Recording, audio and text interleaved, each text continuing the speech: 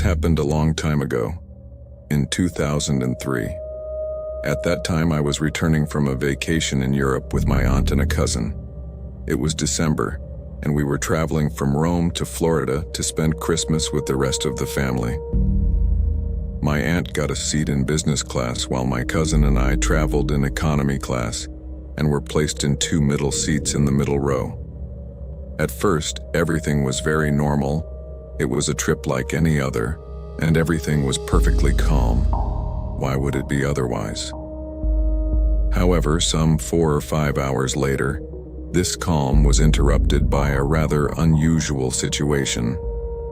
I was reading the magazine and almost falling asleep when suddenly I heard a woman say the word "no" repeatedly in one of the back rows.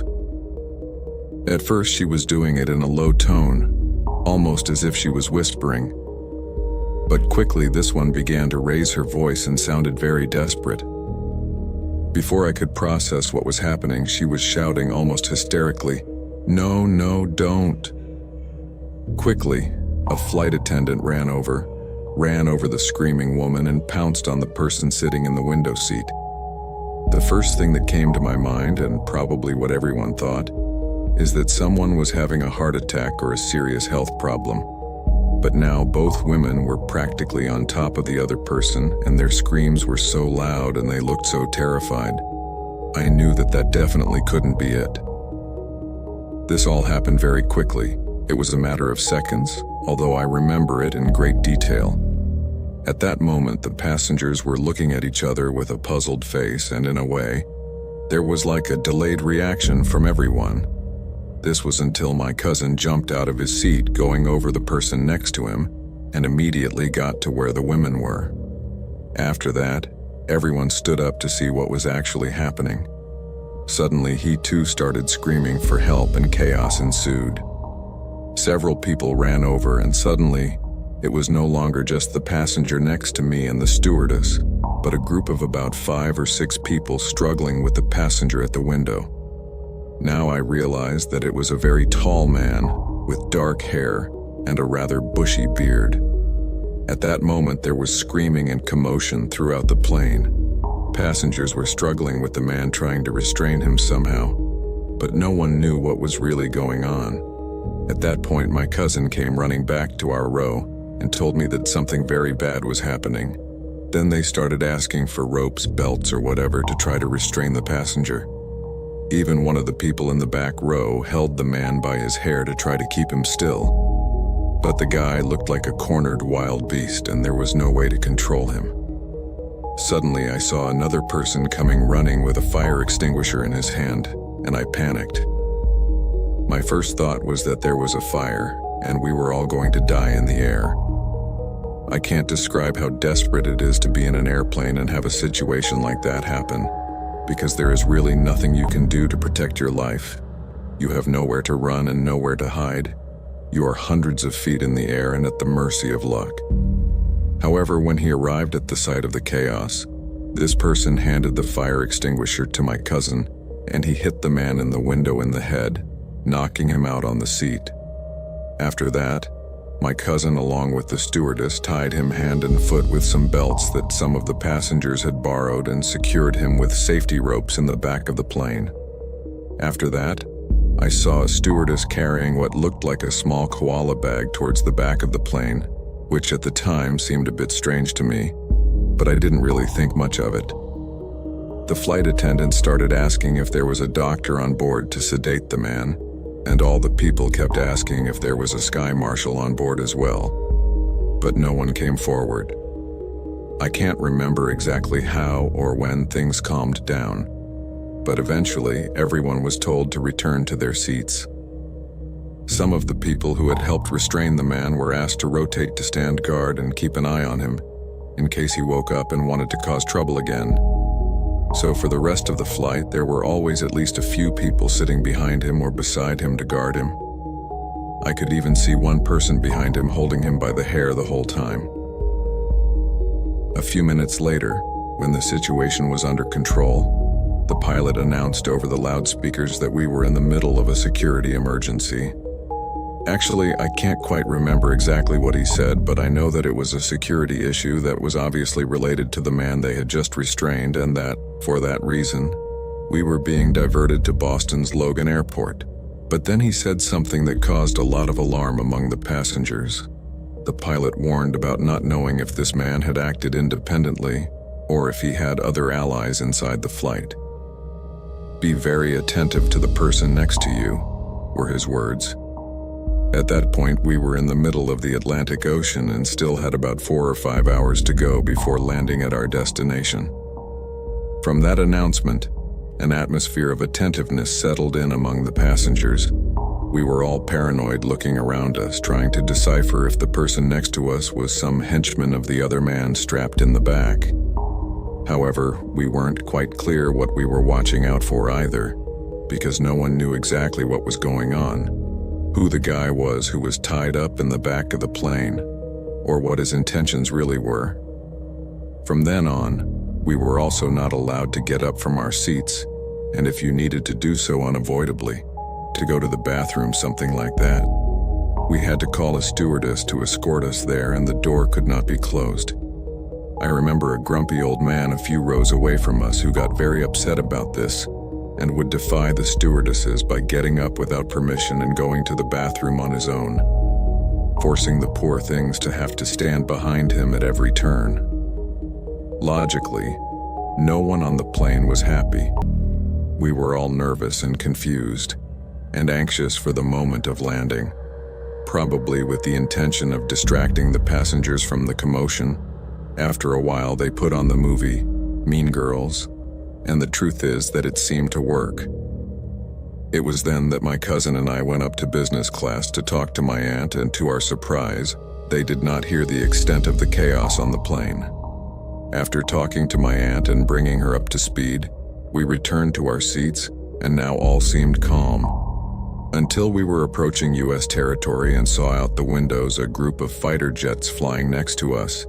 Then the pilot announced again over the loudspeakers that the U.S. Army was escorting us back to Boston.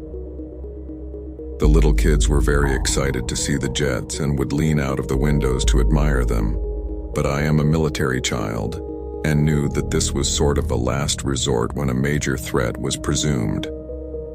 At that time, the 9/11 attacks were still fresh, and those jets were not there to protect our safety, but the safety of the country.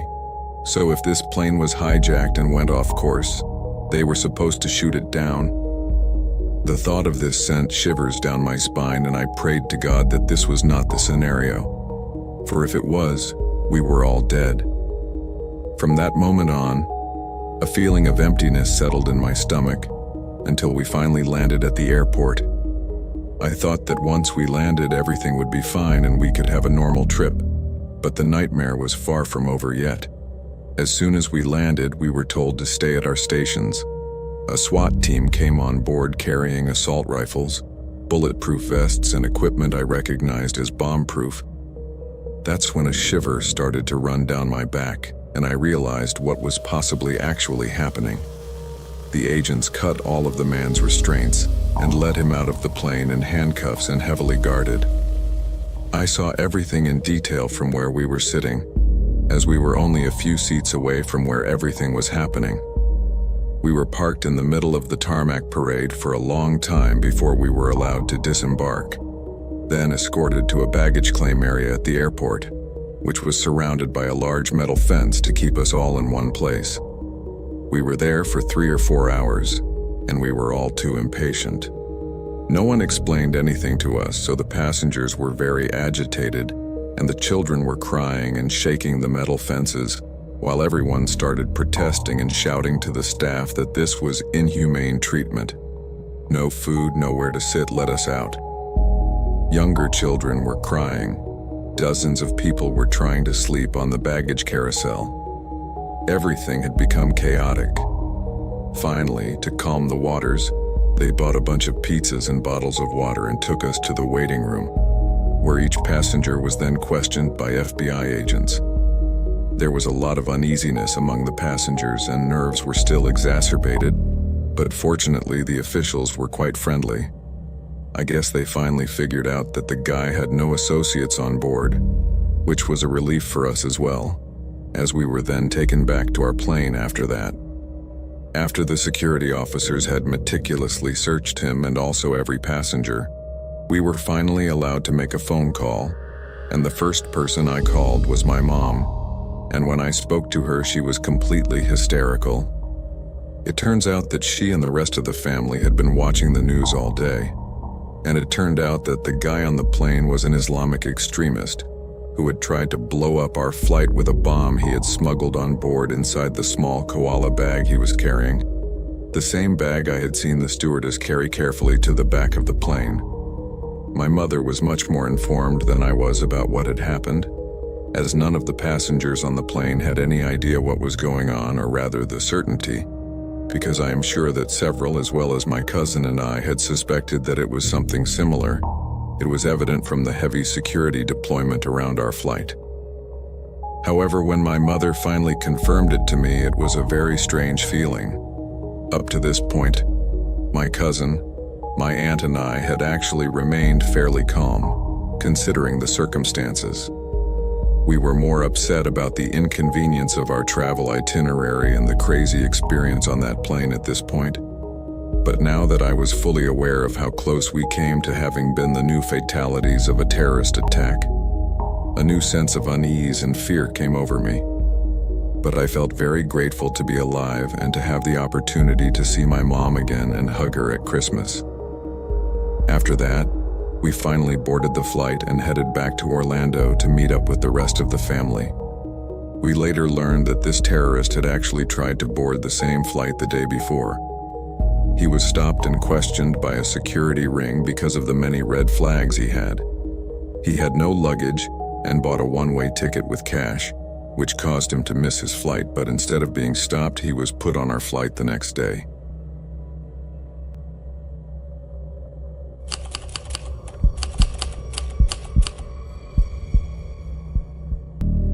In 2016, I embarked on a trip to Bombay, India.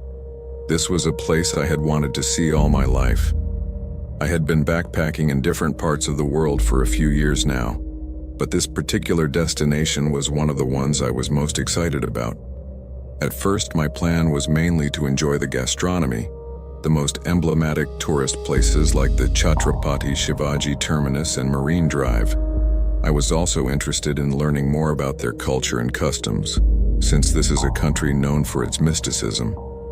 But instead, the destination had prepared something completely different than what I expected, and more than a mystical experience. I ended up embarking on an adventure that would take me to a psychic experience that transcended time and space. It all started on a typical sweltering and humid afternoon in Bombay. I was wandering the streets of Colaba, surrounded by a lot of people and seeing flashy stores everywhere. I had spent most of the day visiting historical monuments like the India Gate and Taj Mahal Palace Hotel. Now I was walking along the famous Colaba Causeway, the city's most famous shopping street, a bustling place full of stores. As I walked along, I saw a lot of colorful posters hanging everywhere. Most of them were in Indian, so I was just going by the pictures. Most of them were advertisements of stores and entertainment offers, but suddenly, an old worn-out poster caught my attention. It mentioned the rumor of a ghost bus, a mysterious bus that traveled the city limits in the dark of night, carrying both living and dead souls. I knew it was surely an urban legend, and possibly that sign was there to arouse the curiosity of tourists. And the truth is that it worked for me, because I immediately wanted to know more. Following the legend's indications, I arrived at an old station located at the edge of the city. When I got there, the first thing I noticed was that this place was far away from the hustle and bustle of downtown Bombay. The stop was completely alone and looked somewhat deserted, with only a few street lights dimly illuminating the deserted platform. I stood there and waited for the legendary bus, while smoking a cigarette. The place was so lonely and quiet, minutes seemed like hours, and so far nothing had passed by but a couple of motorcycles and about 2 or 3 people on foot. I wanted to wait a few minutes to see if the bus would pass by. I imagined that it was some kind of attraction to give tourists a different experience, as a way to show visitors something of their urban legends, a bit like when you go to a witch's house, something like that I imagined, and it seemed interesting. About half an hour went by and still nothing was happening, and there didn't seem to be any other tourists interested in that experience either, because so far the only one at that stop was me. At one point I decided it was time to leave, so I took the last puff of my cigarette, threw it on the ground and stepped on it with my sandals, but when I was about to walk back to the hotel, what do you think? An old double-decker bus slowly emerged from the fog in the distance. Its bodywork looked rusty, it had no license plate number, and its lights were very dim. It truly gave a ghostly appearance, as if it had traveled from another era. I couldn't see who was inside either, not even the driver, as it was so dark. The bus stopped at my stop, and at that moment I hesitated a bit, because I was starting to feel shivers. But finally I decided to board it. I wanted to know what this was all about. As I boarded, I noticed that all the seats were unoccupied. The bus was completely empty and dimly lit, giving it an indescribably gloomy atmosphere. The driver was an older man who was dressed in an old uniform, and he didn't even look at me. He simply put the vehicle in gear and left the station in complete silence and in an unknown direction. I hadn't even finished settling into the seat when I was already feeling a bit sorry for what I had done, because if the intention was to be scary, at least with me it was working. As we drove deeper into the desolate streets of the city limits, through the window the landscape became more and more desolate. There seemed to be almost no one around these parts, and the fleeting shadows that passed occasionally seemed to whisper untold stories. There was something a bit oppressive in that silence, but it also felt peaceful. A mixture of sensations that I can hardly describe in words. Suddenly the bus stopped abruptly in front of an old crematorium in an industrial area, and the doors opened automatically, so I got off the bus along with other passengers who emerged from somewhere or got on the bus without me noticing. I felt a little better that I was not the only one embarking on that experience. However, they remained silent and their faces seemed expressionless. They didn't look like tourists either, but more like natives by the features. Once we all disembarked, the passengers started walking directly towards the ruins of the old crematorium, and I followed them as they walked along a path covered with weeds. Finally, we arrived at a building that appeared to have been abandoned for many years. The entire interior was covered in dust and cobwebs, and every step we took echoed throughout the building as if awakening a dormant history deep within the place. Since I got on the bus, I began to feel a little dizzy, a very, very slight feeling of vertigo which was now starting to become more noticeable. I was starting to feel like in a kind of limbo, like when you are in the sea and you let the waves take you. Only it was not my body that felt like that, but my mind. Now we found ourselves in an old warehouse with a broken TV and dots of snow flickering on the blacked-out screen. I was a little puzzled and curious at the same time, as that other feeling I described to you made those dots seem to meander. We stared at that old television screen for I don't know how long, until at one point it suddenly lit up, and the image of a woman dressed in clothes from another era appeared. Her face conveyed a deep sadness that seemed to go beyond an act. Through the screen, this woman began to tell us an ancient story of love, betrayal, and sacrifice. But as the story unfolded, the temperature around us began to drop drastically. Suddenly, it was almost freezing cold and the air became heavy. Then I could feel those fragments of the past intertwining with reality, and I could almost feel their pain on my own skin. When the woman finished her story, the image gradually faded away until it disappeared, and at that very moment, the passengers who were around me and who had accompanied me all the way began to slowly fade away, as if they had never existed. At that moment, I had a kind of revelation. I realized out of the blue that these people were actually the souls of the deceased of the city. who used this ghost bus to relive their stories every night in search of solace or a chance to be remembered. At the very moment this thought came to my mind, suddenly everything was extinguished. That is, that mystic atmosphere that I had felt since I was getting on the bus, the feeling of dizziness, the temperature of the place, the silence, the television, the passengers, everything was gone. Now I looked around, and I was in the ruins of this old building, all alone and with no idea where I was. I ran out of the place and back to the street, but the bus was no longer there.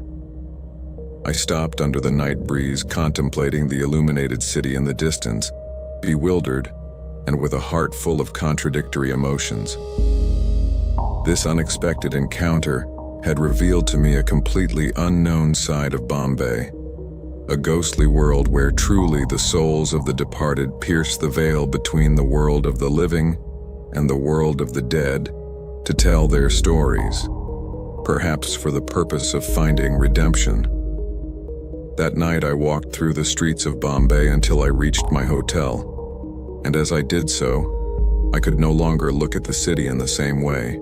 Every face I saw, every person I passed reminded me of those souls I had met, and I could not believe the experience I had just had. The next day, I looked up information about that old industrial area on the internet and discovered that it had been a famous film shooting location where decades earlier a fire broke out that caused the death of several crew members, including a young actress. Her story surprisingly matched the images I had seen on the ghost TV, and the cause of that fire remains a mystery to this day. Since then, my exploration of Bombay stopped focusing on the tourist sites, entertainment, and surface glitz, and focused more on the stories behind the hustle and bustle of the city, the lights, and the flashy places. I spent about 9 days in that fantastic city, met many people, visited many places, and lived incredible experiences. But this one became the most memorable memory of my trip to Bombay, although it is something I almost never talk about. In fact, I only told it to my wife, whom I met a year later, and now to you.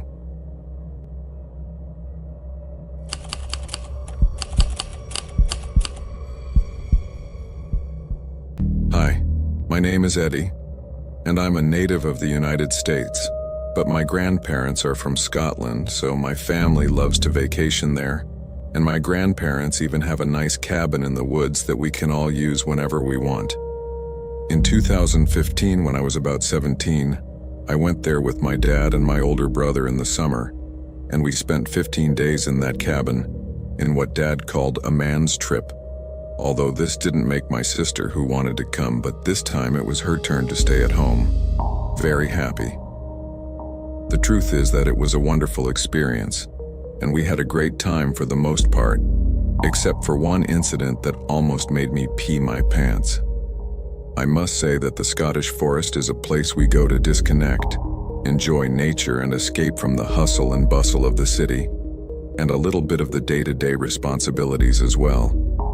Since we were little, our father instilled in my brothers and I a love of nature and outdoor activities. So when we're there, we love to hike, canoe, forage for mushrooms, sit by the fireplace at night, that sort of thing. It's not a completely isolated place. There are towns and farms here and there, but it's definitely very rural. If you want to, you can go for days without running into anyone. Personally, I've always liked exploring on my own, discovering new trails through the woods, updating our old maps to better reflect the landscape as it is now. This has always seemed important to me, as the maps sold of the area haven't been updated in years, and many trails no longer exist because nature has reclaimed them. But what I like most is to explore abandoned buildings, and rural Scotland is perfect for that, because in the 19th century, people in the Scottish countryside were very poor. So many emigrated in search of a better life, leaving their properties behind. That's why you can still find many ruins of old farms that were abandoned and nobody else occupied them, even whole small villages. In fact, in my explorations I have even come across rusted farm tools from over 100 years ago. It's crazy, but it's also fascinating. However, rural depopulation here is not a phenomenon of the last century. Even today, Scotland, like many other countries in the region, has seen its young and middle-aged people leaving the fields for the cities. It is the elderly mostly who stay until they die, and no one buys their houses, so they are simply abandoned. This is very, very common. Then there are the people like my grandparents who live in another country, but have a property there, even if they don't live there. The truth is that you can find many empty houses in the forest, and I love to sneak into them. Most of these houses have already been ransacked, probably by hunters, loggers, or hikers, but sometimes you can still find interesting things, and I really like the fact that I don't have to worry about being seen, because it is really very rare to meet someone in those woods. So one day that fall I grabbed one of our bikes, which can never be missed on these trips, a map, because GPS doesn't work very well in those parts, my cell phone and some food and drink, and told my father and brother that I would be back by nightfall at the latest. Then I set off to do my thing. On the map, I had mapped out a circular route that, in theory, would take me about 3 hours if the roads were clear and I didn't stop to explore here and there. But even if I dawdled a bit, I figured I'd still have plenty of time to get back to the cabin before dark. I had a great time at first, pedaling along the forest roads and trails, finding ruins of old buildings, some subway cellars that were incredibly intact, and I was even able to find some mushrooms. Unfortunately, I had some little problems with the map, because as I told you, many of the roads that appear no longer exist, so I had to backtrack several times, but overall I had a pretty good idea of where I was. Of course, this made the whole thing take longer than I had anticipated, so by the time I got to the furthest point of the route and got onto a narrow trail that, according to the map, would take me back in about an hour, the sun was already setting, and this made me a little uneasy. I didn't want to be pedaling in the woods at night. Besides, I was sure Dad would be very worried, and here I didn't have a good signal on my cell phone. Now, because of my bad planning, I was also worried that I couldn't trust the map, even less than I already thought, but I had no choice but to go back in those conditions. Just before entering that trail, I came across some traps in the forest that had given me a good scare. They were 2 large cages, each with a platform in the center connected to a steel door. On these platforms were the remains of decomposing animals, a bait that no one had touched. I grabbed a stick and disarmed the traps by pushing the platform through the bars, but when the doors slammed shut, the noise was so loud it startled me. Then I realized how quiet everything had become. As I trudged along the uneven terrain and the sun was setting, I began to get that uneasy feeling that everything around me was conscious somehow. It wasn't exactly the feeling of being watched, not yet, but I felt I had to try not to make noise. It's amazing how human instinct is able to detect any minute detail when there is a threat nearby, even without being aware of it. I kept pedaling along the trail as the sun offered its last rays of light, and after a while, I came to a fork in a clearer area, where I was supposed to continue on a straight path. The trees here were lower, and I guessed it was one of those clearings created by a severe storm that passed through about 7 or 8 years ago. Just at the intersection, there was a small wooden building, a cabin, but a very small one with no windows, almost like a shed. When I started my tour that day, originally my plan was to find abandoned houses, as up to that point I had only seen a couple of stone foundations and a root cellar. So even though by that point I should have been hurrying back, curiosity got the better of me. I wanted to see if the cabin was locked and if I could take a look inside. I walked over and looked toward the door, saw that it wasn't locked, but it was just stuck in the frame, so I pushed it a little and peeked in. Inside, There was a kind of cot, a small kitchen, a very small oven. But then I saw something that made me freeze. An absurd and creepy amount of stuffed animals, more than I would have imagined could fit in that small space. They were everywhere. On the cot, in the oven, nailed to the ceiling, on the walls. The whole inside of the hut was covered with layers and layers of black mold.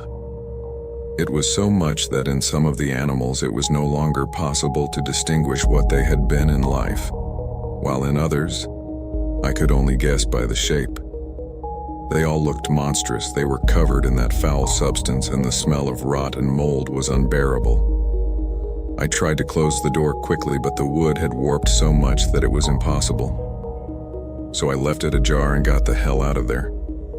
But I had barely gone a few meters away from the cabin when I felt strange. This time I really felt that I was being watched. An absurd thought kept repeating itself in my head. You should have closed the door, you should have closed the door. I don't know why, but the thought of having left that cabin open made me too uneasy.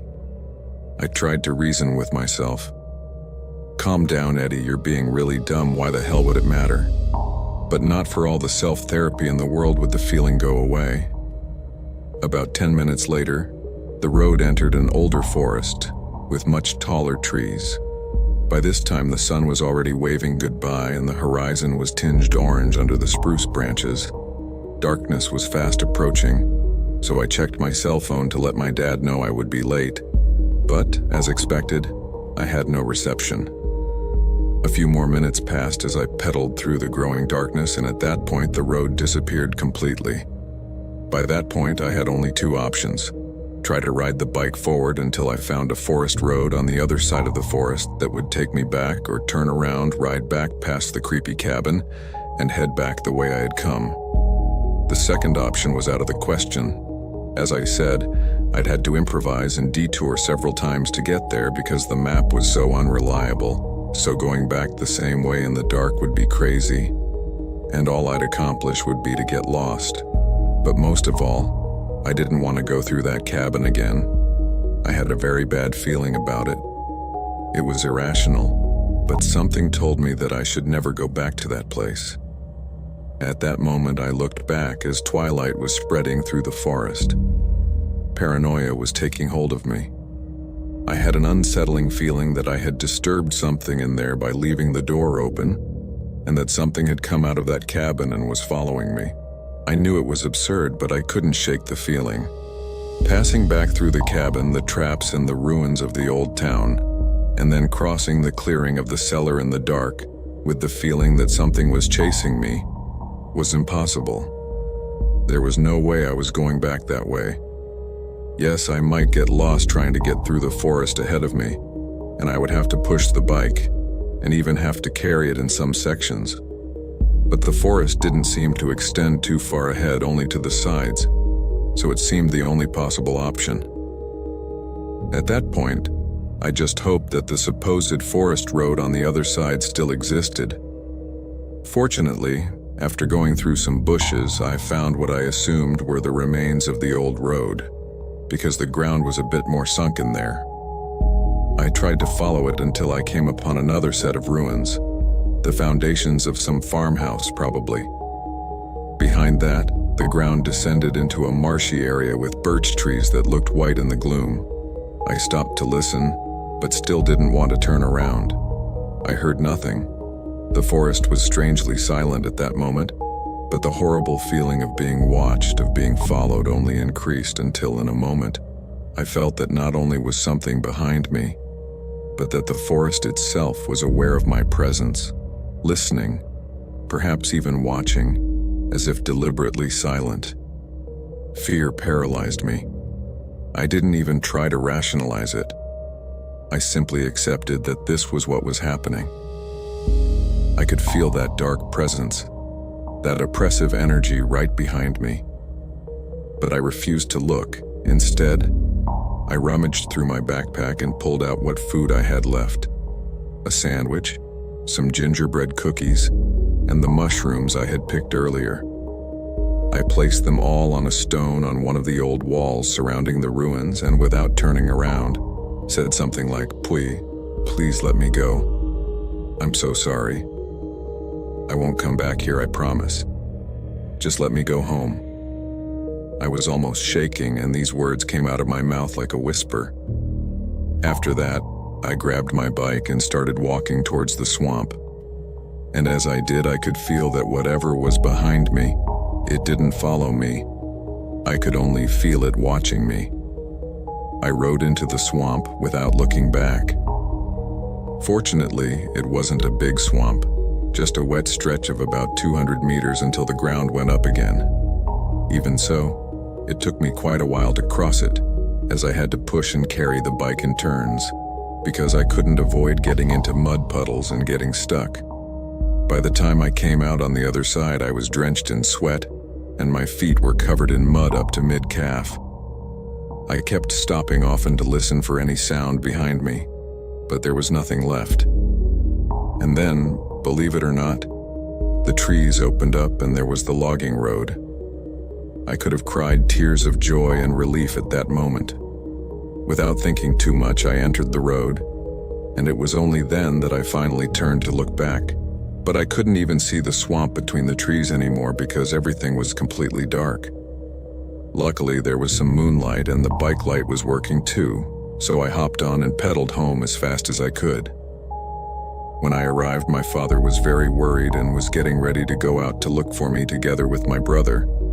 Fortunately, I arrived just in time. My father asked me about what had happened, and I just told him that I got lost. I didn't want to tell him what else my brother would make fun of me, thinking that I had just panicked. But I know it was real. I never knew what it was that haunted me in the forest, and I may never know. But what I think happened is that by showing respect by leaving my food as an offering, that forest spirit or whatever it was, just spared my life, so to speak, and let me out.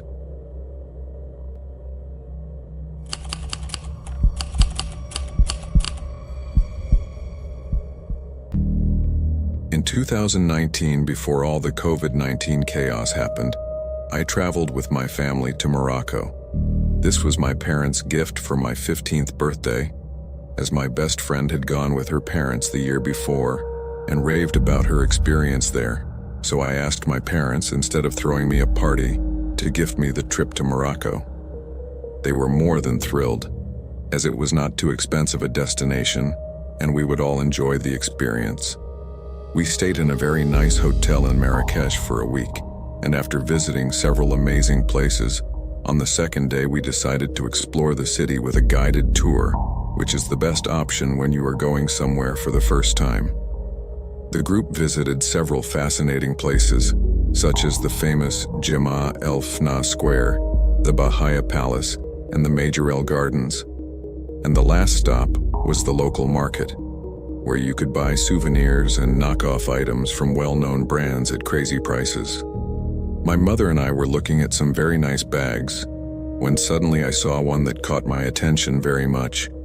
Then a salesman came up and started promoting it, saying that the material was exactly the same as the real thing and all that, you know. They are very good at selling. I asked my mother if she would buy it for me, but she said we would come back later, after we had a look at the other stores, to make sure there wasn't another one I liked better. As we walked around the market, I looked at other items, but I didn't change my mind about this gorgeous fake Gucci bag that was a beauty. And the truth is that it did look a lot like the original. It would probably shatter in a rooster crow. But I wanted it anyway. When there were about 15 minutes left for our time in the market to end, we decided to go back to the store where the bag I wanted was. We went in there and I noticed that the bag was no longer in the same place. At that moment, my brother texted my mom to help him with, I don't know what. The thing is that my mom left the store, and I was left waiting for the salesman to finish serving someone else to ask him about the bag. When he finally came to me, I asked him if they still had that particular bag. He told me that he had just sold it, that model sold like hotcakes because it was very fashionable and all the girls wanted it. He told me he wasn't sure, but he would take a look in the back room. There was a small door next to the cash register that the salesman opened. It appeared to be a small storage room with various items that I guess he was planning to sell, so he told me to follow him there, as that was where he kept the rest of the bags. My parents had warned me about stranger danger since I was a little girl, especially when I was in a foreign country. However, against my better judgment, I decided to follow him into the back room. He went in first, and once inside, he opened the door to let me in, saying that if they still had that bag I wanted, it would be on the other side of the room. I walked in without a second thought, and as soon as I did, he slammed the door shut behind me and swung the deadbolt, leaving me plunged into total darkness. Suddenly, I realized what had just happened and started banging on the door and yelling at him to let me out. He yelled at me that if I didn't stop yelling and making noise, he would do horrible things to me. The threats he said to me still turn my stomach every time I remember them. They were such horrible things I'd rather not say them. However, that didn't stop me. I continued banging on the door and screaming, calling my parents. Man, now very angry, pounded on the door from the other side and yelled at me again to shut up. But just as I was beginning to lose all hope, I heard a familiar voice and felt my soul come back to me. It was my dad. My dad was on the other side yelling my name, and then I heard my mom's voice too. They were both calling me, probably very desperate to see that I was nowhere to be found. I yelled back at them as loud as I could, almost breaking my lungs. And I guess they heard me, because what followed next was a loud shouting match between my dad and the salesman. I couldn't understand most of it, but I did understand perfectly the part where my para threatened to punch the guy to death if he didn't open the door and let me out. At that point, there was some silence, and as I was still trapped there, in the middle of the dark and completely terrified, I heard the door open, and the first thing I saw was my parents standing there. My mother with her face drenched in tears, and my father with an expression that was somewhere in between fury and terror. I immediately ran into their arms, and they both wrapped me in a big hug, all the while telling me how scared they had been and how happy they were that they were able to find me in time. We got out of that place as fast as we could, looked for my brother, and went back to the hotel. But before that, as we were coming out of that degenerate store, Daddy gave him a hard punch in the nose that made him fall backwards on a pile of merchandise. To this day, I always wonder what would have happened if my parents hadn't heard my screams.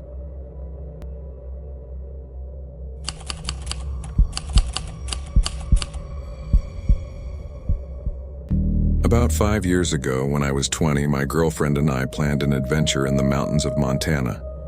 She lived nearby, and we used to hike together fairly often. Every fall, we would set out on a long trail, sometimes several days, to camp and enjoy nature. In 2019, we decided to cross a mountain range until we reached a small lake at the top. But unfortunately, a few days before the trip, my girlfriend had to cancel due to an emergency at work, and I had already asked for the week off and had everything ready, so I decided to go alone. She agreed and even lent me some of her equipment. On a Saturday morning, I drove to the trailhead and started my route. This wasn't just any recreational trail, the kind you do in a few hours. No, this was a mountain trail with no marked trails, where you had to orient yourself with maps, compass, and landmarks.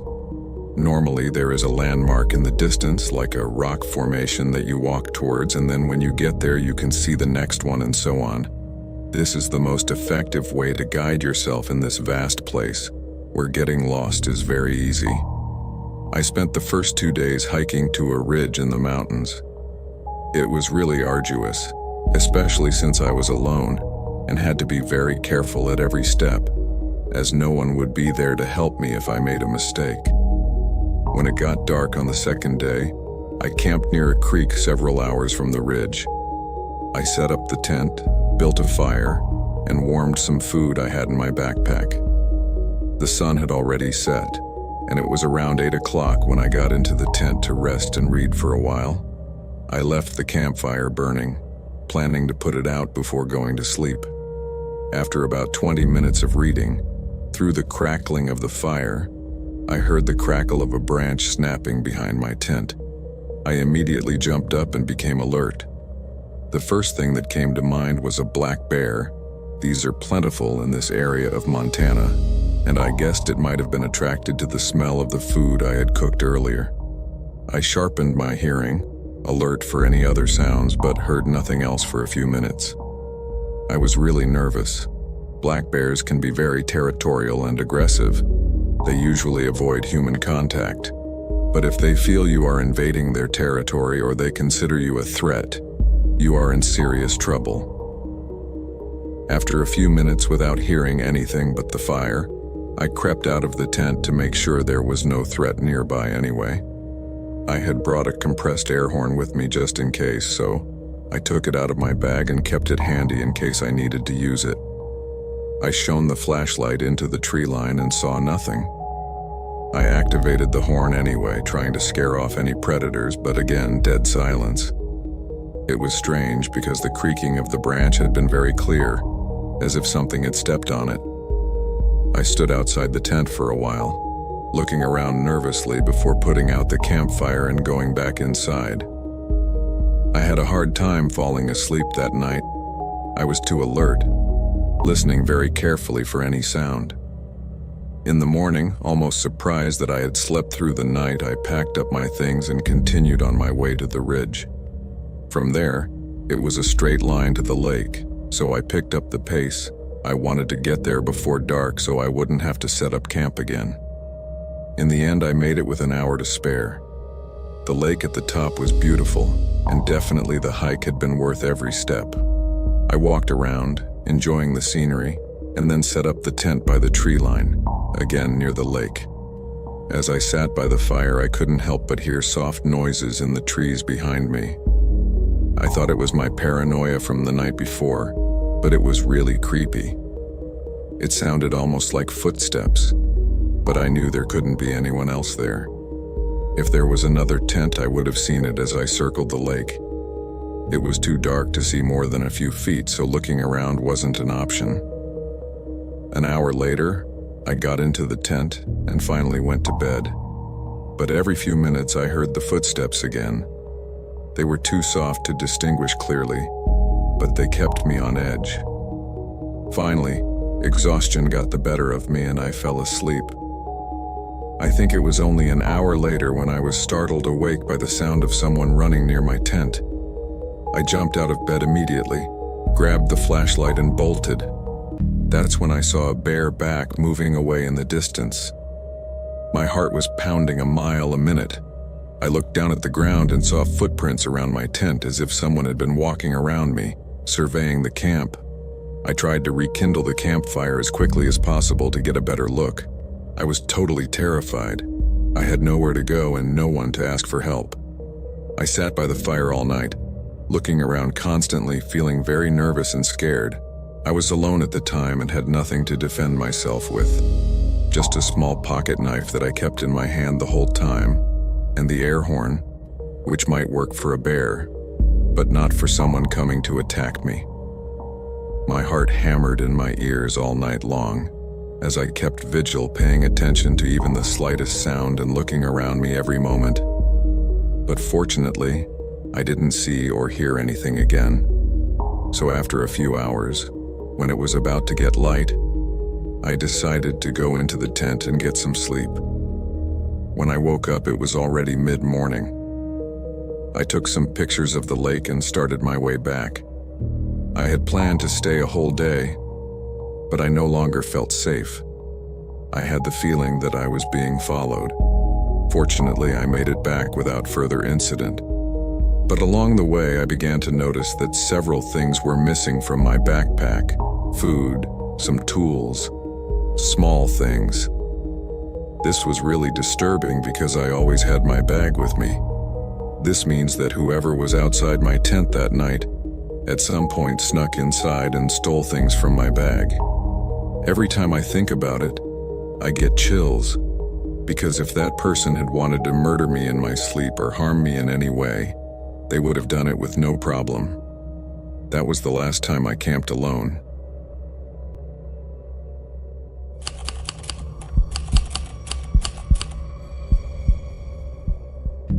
Five years ago, I was in the middle of a road trip from Wisconsin to the beaches of Florida, something I had wanted to do for years. I had recently acquired a new car and thought there would be no better time to finally realize this teenage dream.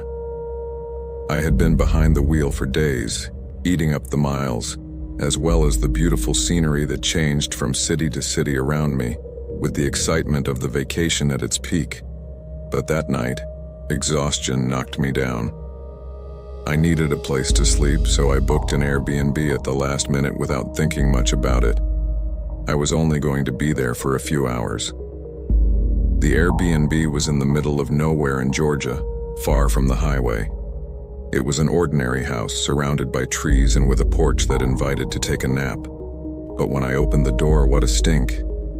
It smelled musty, dusty, and something else that I could not describe, as if a bug had died in some lost corner of the house. Although I was dead tired, the smell made me wrinkle my nose. I took a quick look around, but the living room was half dark, with old, rickety furniture in the bedroom. Down the hall seemed even worse. The smell there was unbearable. No way was I going to sleep in that room. I left my backpack in the living room and prepared to sleep on the couch. At least there I could breathe. I grabbed a blanket from one of the chairs and put it on the couch, but just then, a loud bang echoed off the walls. I was more confused than scared because it was too loud to be just the house settling or something. The sound echoed in such a way that it was hard to tell where exactly it was coming from. So I walked down the hallway and looked in every room, searching for something out of the ordinary, but everything seemed fine. I didn't quite know what to look for, but from what I could see, there was nothing to worry about, at least for the short stay I was going to have there. Since I didn't find anything unusual beyond the bad smell, I went back to the couch and continued getting ready for sleep. After laying out the blankets, I lay down on the furniture and pulled out my cell phone to plan the next few days. But then I heard another knock, and a few seconds after the first knock, there was another one almost identical to the previous one, echoing off all the walls. I jumped up and went back down the hallway, but this time I decided to check the rooms more thoroughly. I turned on the lights and examined the walls and ceiling, but found nothing suspicious. I started to think that maybe a large branch was swaying in the wind and hitting the roof, but even that seemed unlikely because there were indeed trees around, but none seemed to be that close to the house. After wandering the hallway and finding nothing again, I went back to the couch and reminded myself that I was only there for one night, and whatever trouble there was none of my business. So I turned out the lights, lay down, and fell asleep. I was so tired that I had no trouble falling asleep, but the way I woke up was most unusual. My eyes were still closed, and I was half asleep and half awake. I probably wouldn't even remember it if it weren't for what happened next. I opened my eyes and felt a chill in my stomach. A man was standing right above me, staring at me. My body tensed all over, but only for a split second, before the man scurried off to the side of the couch and disappeared out the front door. I jumped up and ran after him to see where he was going, but lost sight of him in the trees. I immediately closed the door and went to get my phone, but stopped dead in my tracks at the end of the hallway when I saw what was there. Hanging in the middle of the hallway was a folding ladder leading to the attic. I wasted no more time. It was obvious that the man had been in the attic that night, so I went up to investigate. When I got upstairs, I saw that there wasn't too much in that place to indicate that this man had been there for more than a day or two. He was probably just using the Airbnb as a place to stay. Obviously, I had no idea who this man was, but what happened made me very uneasy. What was he doing almost on top of me, looking at me like that? Why didn't he just run away? I have no idea what his intentions were, but I'm sure they weren't good. I just didn't count on waking up suddenly and catching him there. After the incident, I made sure to close the doors and windows very tightly. but I still couldn't sleep a wink. So I had to drive the next day almost completely late at night. Fortunately, the rest of the trip went well and I was able to get to Florida without any major setbacks. But without a doubt, this experience was very disturbing and almost ruined my dream trip.